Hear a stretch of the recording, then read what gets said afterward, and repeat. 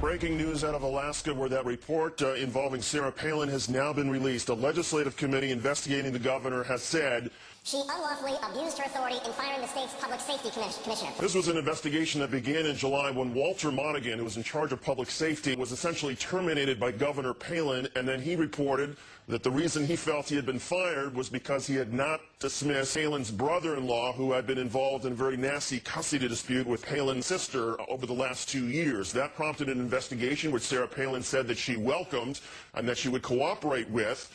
And then when she was named John McCain's running mate, she decided she would not cooperate. The McCain campaign tried to squash subpoenas to many members of her staff. The report out tonight says that, in fact, there were more than 19 different phone calls from Governor Palin, her husband Todd, her gubernatorial staff as part of the effort to pressure Public Safety Commissioner Walter Monaghan to fire Palin's brother-in-law. There is one glimmer of possible good news in this for Sarah Palin, and that is the investigative report concludes that the family grudge wasn't the sole reason for firing Monaghan, but says it was a contributing factor. And the fact that the report now says that it was a contributing factor to Palin's decision to fire Walter Monaghan, that undercuts what Sarah Palin has been saying for the last several months. Well, welcome. Bring us up to date on what you've been able to determine after thumbing through this report that's just been released.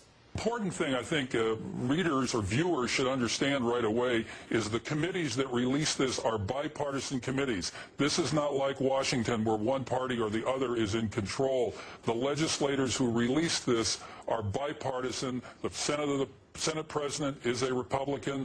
The chairman of the Judiciary Committee is a Democrat.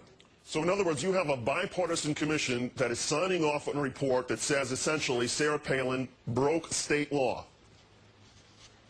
I don't know if yes, I gather that's correct. The important thing to realize is it's not surprising they could come to this conclusion because of the amount of time, effort, and intensity over a period of years the Palins invested in somehow getting Trooper Wooten fired. And it's important to remember he's a member of the classified personnel. He's a union member. He's not an employee who could just be fired at will. It's very unusual by any standard. And again, I should clarify, this was a legislative investigation, so even their conclusion that she broke state law does not mean any sort of immediate criminal charges. But doesn't this open the door? No, there'd be a record. Doesn't this open the door to there possibly being either, a prosecutor taking a look at this, or at the very least, doesn't this give great fuel to Walter Monaghan if he wants to now file a lawsuit against Governor Palin? That could be true. He is an at-will employee, but that doesn't, he could be removed if she wanted to make changes, as she said she did. But he does retain his civil rights. He is, does have those rights under the Constitution, and presumably he could exercise them if they were violated here. Where does this go next?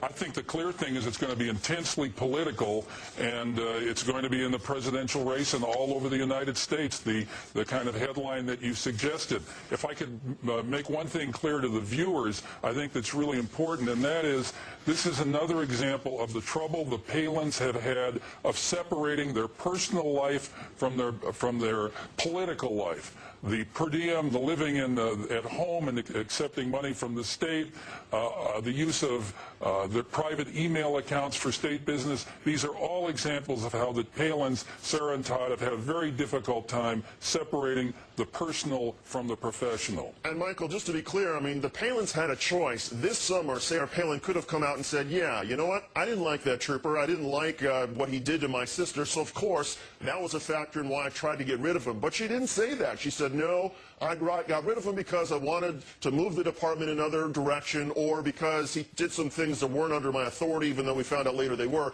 She had the choice off the bat to say, yeah, I didn't like this guy, he deserved to be fired. Instead, by saying, no, it was all these other reasons, that's where she set herself up for problems, right? That's absolutely correct. And clearly, when she became candidate for vice president, everything changed. The people who were running her campaign entered into this, into Troopergate, and I think they made it a much, much bigger issue than it would have been if she said, as her husband has said, that I was concerned about my family, I want to defend and protect my family. If I went too far, I'm sorry, I won't do it again.